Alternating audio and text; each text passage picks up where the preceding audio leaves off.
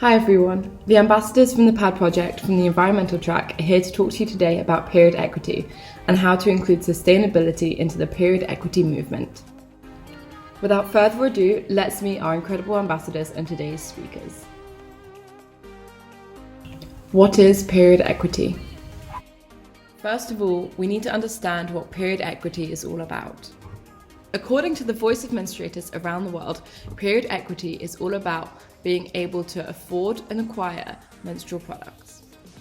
Having the education and necessary information to make choices about menstruation and assuring reproductive healthcare for every menstruator with the objective of ending the stigma around menstruation. So how does this relate to periods? Around the world, there are some barriers to having access to menstrual products, such as the cost of the products, discrepancies in the commitment to solving menstrual inequality, and accessibility from location to location. It's important to remember that every person has different life circumstances, so the same solution won't benefit everyone in the same way. Therefore, solutions towards period equity must take factors such as environment and culture into account. What are the barriers in place to period equity? One barrier to menstrual equity is poverty. In the US, for example, nearly 22 million individuals living in poverty cannot afford menstrual hygiene supplies. Even when period products are affordable, many aren't able to access bathrooms, clean water, and hand washing facilities.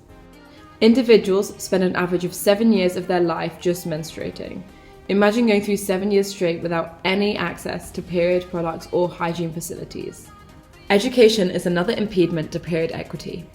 According to the USAID, 71% of adolescents do not receive any menstruation education prior to their first period. This can lead to a lot of misconceptions and taboos about periods. For example, one popular misconception is that when an individual gets their periods, menstruators are no longer virgins and that period blood is dirty and shameful. Although these myths are not true, the shame for menstruation prevents period equity measures being put in place. The lack of period equity affects the overall physical, social, economic, and mental health of all menstruators. Without adequate period products, menstruators may be forced to use unhygienic alternatives such as old rags, socks, leaves, or newspapers. Moreover, the lack of menstrual hygiene products makes menstruators unable to focus on school or work. They might be teased, period shamed, and might be forced to miss a week of school during their period due to lack of bathrooms and menstrual products. Although 1 week might not sound like very much, it quickly adds up over time. Missing 1 week of school every month can eventually lead to dropping out of school. As you can see, period equity has a big impact on education, economic growth, and the prosperity of a country. As Leah Rodriguez says, when people who menstruate do not have to worry about where their next tampon or pad will come from, they can concentrate more on school, work, and their well-being. Now let's move on to period equity initiatives. Here at the PAD Project, we absolutely love to highlight global period equity initiatives. For example, the US organization Pentagram, which is a new nonprofit that is the nation's policy institute dedicated to advancing menstrual access, affordability, and safety. In New York, they've even established a law that ensures that menstrual products are available in schools, prisons, and shelters. Across the globe in Indonesia, some workplaces even provide time off for people during their periods. Also, countries such as Scotland, New Zealand, Australia, the United Kingdom, and South Africa have begun to provide free menstrual products in schools. There are also so many incredible individuals who are implementing period equity into their own community. For example, Alicia Triawan. For a lot of Indonesian teenagers, menstruation is deeply stigmatized into the culture. So when they do get their period, they're often unprepared and confused on what to do next. When Alicia Triawan was 17 years old and got hers, she realized how little she learned about menstrual health and hygiene, and she had to figure it out on her own while facing bullying and harassment from her peers.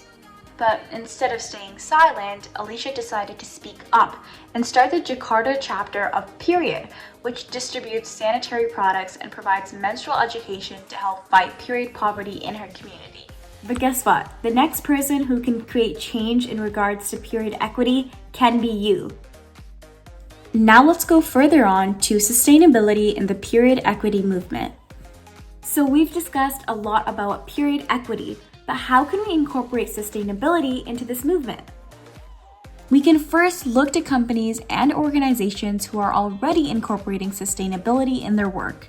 Just to list a few examples, Maxim and NatureCare use only 100% chlorine-free cotton. The organization SHE, or the Sustainable Health Enterprises, is helping women jumpstart social businesses to manufacture and distribute affordable menstrual pads.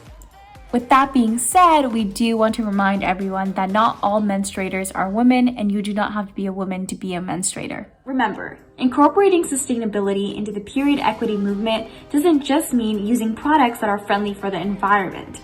It also means using products that are long-lasting that will work for a specific community. Hi, my name is Catherine Chan, and I'll be going over some of the pros and cons of different period options. Now keep in mind, there's no one best option. So first, we're going to be going over organic pads and tampons. Now you might be wondering, Catherine, why is organic cotton so important? Well, organic farming actually uses a lot less pesticides compared to conventional cotton, so that makes it the more sustainable option. Let's address the elephant in the room. Yes.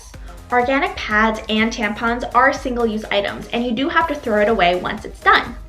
However, they're more convenient for people who don't have consistent access to clean water, which you would need to use a menstrual cup or a reusable cloth pad. Now keep in mind, organic pads and tampons tend to be a little bit pricier than their conventional counterparts.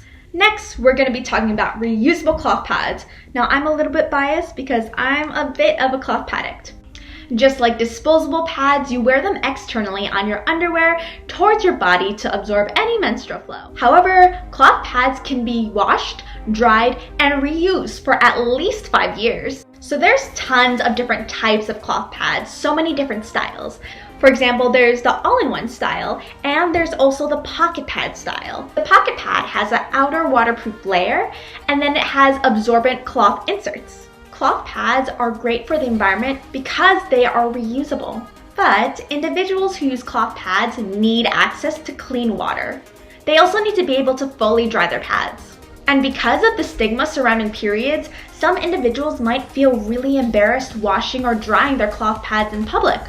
To combat these taboos, some organizations have designed really beautiful, vibrant cloth pads, which can hide stains very easily, and when you wash and dry them, they just look like regular cloths. And then we have period underwear. This is really convenient because it feels like normal underwear. So comfortable. Now, if you mainly use period underwear for your menstrual flow, you might need to build up a collection of period underwear to make sure you have enough to go through your cycle.